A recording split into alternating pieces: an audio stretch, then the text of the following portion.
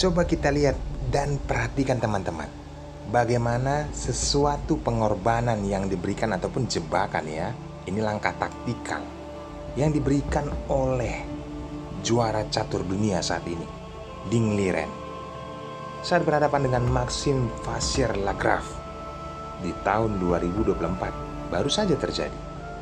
Ambil pelajaran pentingnya dan saya akan lakukan analisis sesederhana mungkin untuk kalian dapatkan ilmunya saat bermain nanti.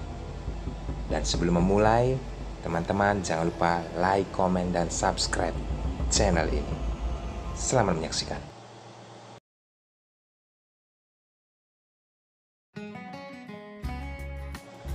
Buah putih Ding Liren. Dia memainkan pion ke D4. Maxime Vachier-Lagrave pion ke D5. Putih pion ke C4 dan hitam pion ke C6 membuat pembukaan pertahanan Slav. Bagaimana selanjutnya Ding Liren menciptakan kuda ke F3 dibalas kuda ke F6 dan kembali memainkan kuda ke C3 variasi 3 kuda. Kita pelajari teman-teman. Maxime langsung mengeluarkan gajahnya penempatan ke F5 yang nantinya bisa disupport oleh pion E6 ya. Selanjutnya Ding Liren langsung memecahkan ataupun membuat pertahanan dari lini center melalui pion sudah tidak ada. Kali ini setelah pion pukul pion disambut oleh kuda penempatan menteri ke B3.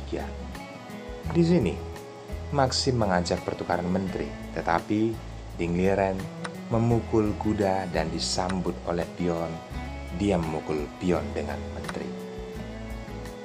Saat pion mengancam posisi menteri, dia kembali menarik ke B3 mengajak pertukaran. Tetapi Maxime tetap menolaknya. Langsung mengeluarkan kuda ke C6 berharap bisa menyerang pion yang ada di D4, tetapi langsung dilindungi pion dan pion sudah menjadi formasi saling mengikat. Maxime penempatan kuda ke B4.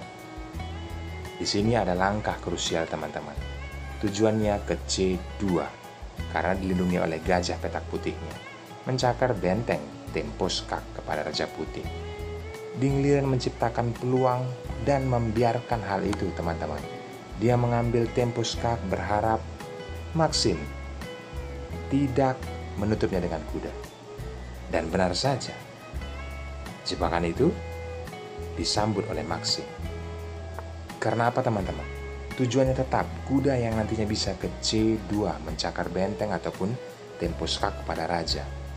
Di sini Ding Liren berhasil melancarkan strateginya penempatan gajah ke D2.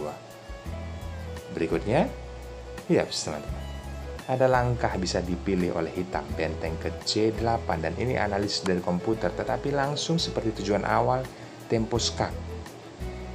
Coba kita pelajari langkah analisis komputer sebelum memainkan kuda ke C2 oleh Maxime. Jika benteng ditempatkan terlebih dahulu ke C8, maka seperti inilah tujuannya jelas. Ding Liren langsung menempatkan kuda ke sentral, berharap bisa memukul pion tempo skak mengancam benteng dan menteri bisa ancaman skakmat di D7. Bagaimana?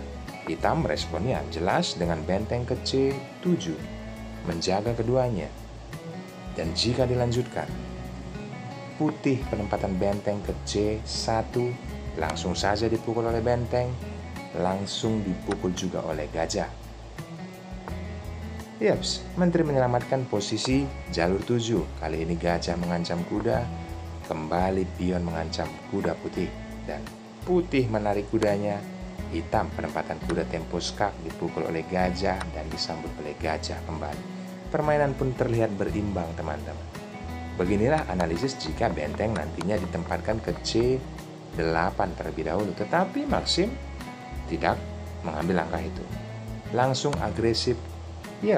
Seolah-olah ini adalah langkah blunder yang diambil oleh Ding Liren. Tidak semudah itu. Dia menaikkan raja, membiarkan posisi benteng dan pion yang ada di B2. Kali ini Maxime mengambil terlebih dahulu pion dengan menteri. Selanjutnya, Ding Liren melancarkan aksinya.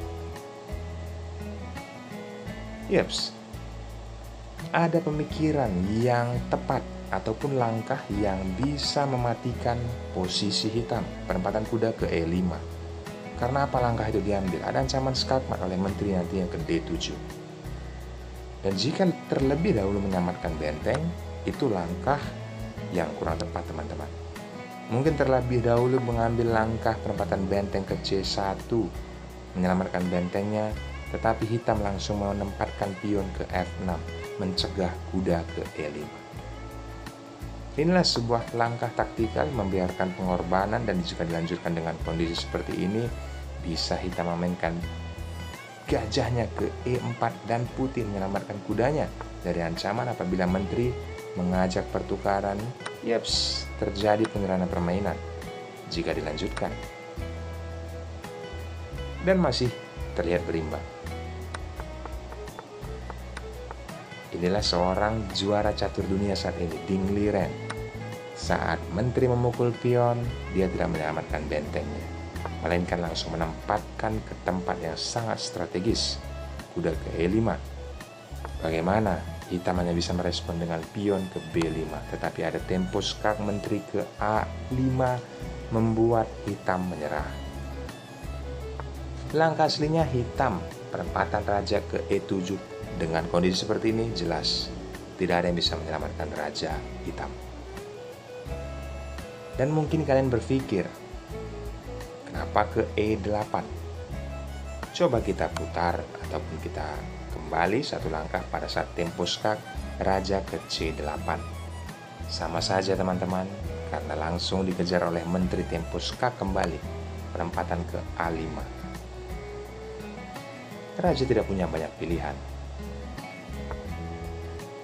Jika kembali ke posisi tersebut, maka akan tetap menteri sudah menguasai jalur 7.